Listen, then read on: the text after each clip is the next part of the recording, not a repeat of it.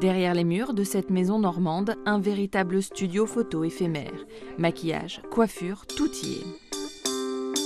Et sous les pinceaux, prête à faire la top modèle, Aurélie.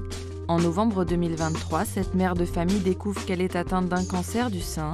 Opération, chimio, autant d'épreuves qu'elle souhaite partager en images. Voilà, je fais des paillettes aussi. Il ne faut pas en avoir peur en fait. Ça ne nous change pas, nous, profondément. On évolue. Il y a des choses positives en fait qui en découlent derrière. Moi j'en étais convaincue en fait.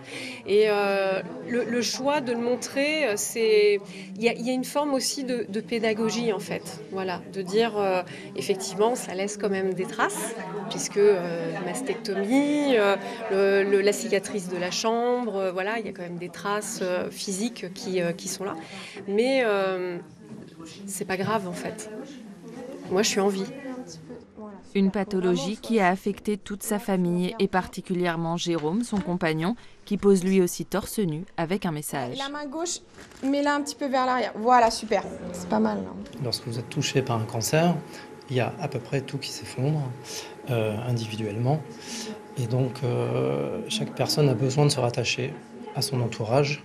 Ma vision des choses aujourd'hui, c'est aussi de mettre en avant ceux qui accompagnent les gens qui se retrouvent dans cette situation-là.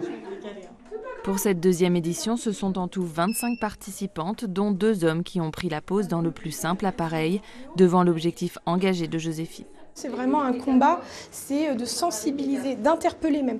Je veux vraiment, via ces photos, c'est que ça interpelle.